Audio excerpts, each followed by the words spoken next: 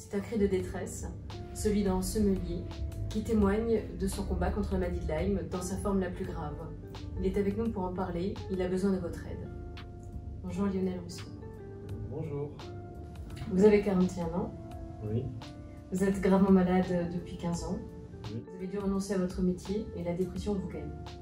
Vous avez écrit, je vous cite, « La maladie de Lyme m'emprisonne, mon corps souffre jour et nuit, je n'ai pas voulu me suicider, dites-vous, même si cette idée m'a obsédé quotidiennement ces dernières années.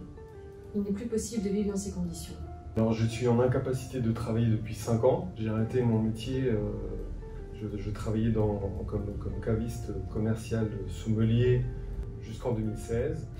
Et malheureusement, j'ai dû arrêter mon travail. Je suis en incapacité de travailler depuis 5 ans. J'ai une fatigue chronique, une incapacité de me lever le matin.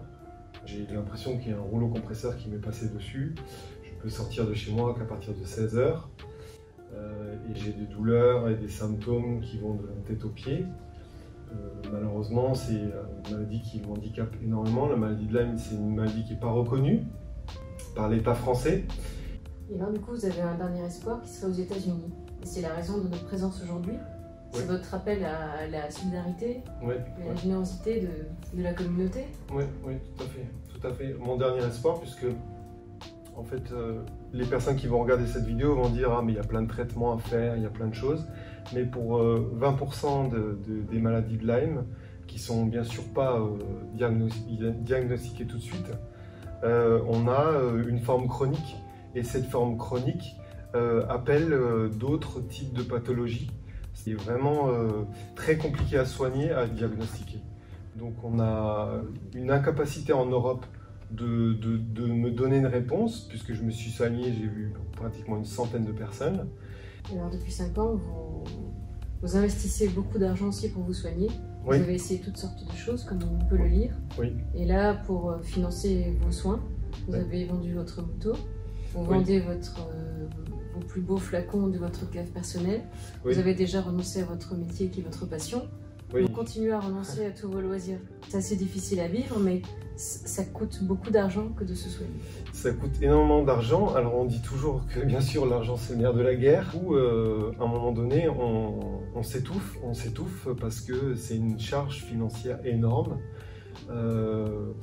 Les diagnostics, les prises de sang énormes qui ne sont pas remboursées, les guérisseurs.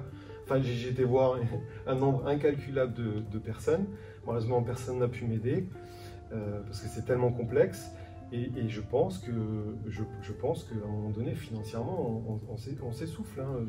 J'étais à quasi entre 5 et 800 € par mois à un moment donné de traitement. Je continue comme ça. Et malheureusement, le seul but pour moi maintenant, la dernière chance, on va dire, hein, c'est un petit peu mon ultimatum dans ma tête, c'est pour essayer de retrouver une vie normale, c'est d'aller aux États-Unis où là il y a une avancée et il y a un espoir peut-être, quoi. Au moins de rémission, quoi, hein, de mettre en dormance un peu cette maladie, parce que c'est affreux. Je pense que c'est une des maladies les plus terribles qui soient. Les gens ne s'imaginent même pas. Je pense qu'avoir un cancer, un sida, c'est une épreuve hyper compliquée, hyper complexe. Mais quand on vous tend la main et quand vous êtes suivi par des grands médecins, c'est plutôt... c'est un parcours difficile, hein, je conçois. Mais nous, on est seuls. On voit son corps... moi, j'ai vu mon corps m'abandonner. Je marchais comme un grand-père. J'ai vu mes parents venir avec mon sac de voyage et puis partir 3 mois chez eux parce que j'étais plus capable de rien. Je ne savais même plus où j'habitais. Et puis, j'ai des jours où je ne peux pas parler, des jours où je ne peux pas marcher. Et puis, je bataille, je continue à batailler. C'est un combat tous les jours. Alors, on dit, oui, c'est les épreuves de la vie. Je conçois, j'ai pris sur moi, mais à un moment donné, il faut aussi faire, essayer d'avoir une vie un peu plus convenable, parce que moi je survis, j'ai pas une vie, je survis, quoi. Voilà. Et vous rêveriez de réexercer votre métier? Est-ce que c'est envisageable? Est-ce que vous en rêvez? Alors écoutez, parce que donc, moi j'étais sommelier dans plusieurs établissements, Et le dernier établissement où j'ai travaillé, enfin où j'ai pris vraiment mon métier comme une passion, c'est donc chez Gartner à Mergevire, dans ce magnifique village où vous êtes situé. Moi, je rêverais de reprendre mon métier, c'est mon rêve le plus fou. Et si je pouvais, bien sûr, comme tout le monde, revenir en arrière, peut-être même 15 ans en arrière, sans cette maladie, mais je me serais éclaté dans les concours, je me serais éclaté dans le métier. J'ai quitté le métier en 2006 parce que j'étais plus capable de rien, j'étais trop nerveux, trop agressif, je supportais plus le stress, j'étais tellement fatigué. L'alcool était devenu toxique pour moi. C'est terrible, quoi. Finalement, cette passion, elle est venue chez moi, elle est devenue chez moi comme un frein. Et c'est désolant, quoi. Vous avez parlé de concours. J'ai trouvé ces photos-là, qu'est-ce qu'elles vous évoquent? Ouais. Vous êtes où? Vous êtes où sur les photos? Sur la gauche. La photo de groupe, hein. Ouais, sur la gauche. Ouais. Ouais, on avait fait j'avais fait un concours à l'époque, bon, j'étais encore pas trop pris par la maladie, mais quand même déjà pas mal parce que j'avais des soucis de mémoire. Elle date de quand, cette photo? 2006. Et il y a qui sur la photo? Ah bah il y a les super sommeliers avec qui j'étais à l'école, enfin Philippe Troussard, Romain Eltis, Hervé Schmitt.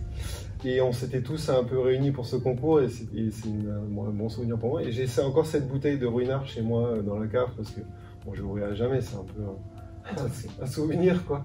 Un souvenir.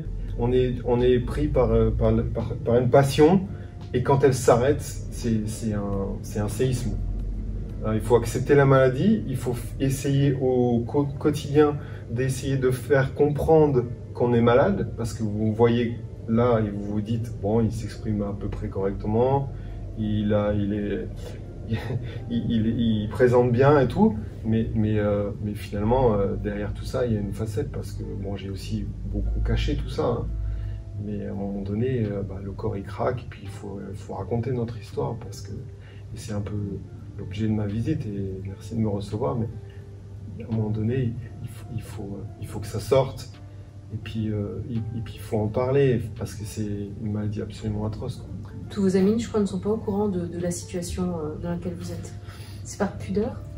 Oui, en fait, j'ai fait une cagnotte litchi, fait appel un peu à la sensibilité de chacun. Vous avez besoin de 20 000 € pour financer votre voyage aux États-Unis. Oui.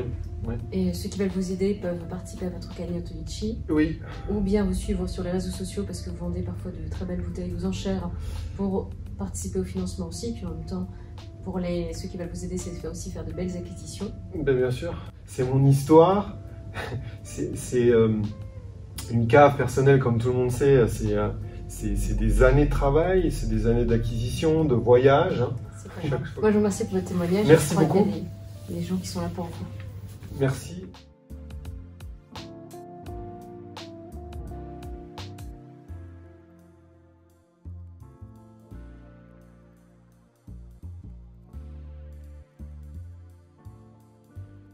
C'est quelqu'un qui m'a beaucoup apporté durant toute ma carrière de sommellerie, naturel que j'apporte mon soutien et mon aide que j'essaie d'apporter déjà au quotidien.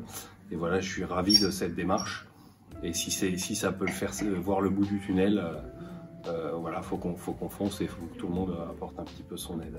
Merci beaucoup. Donc, je suis là aujourd'hui pour aider Lionel, qui est un ami très proche, dans sa lutte contre sa maladie. Voilà.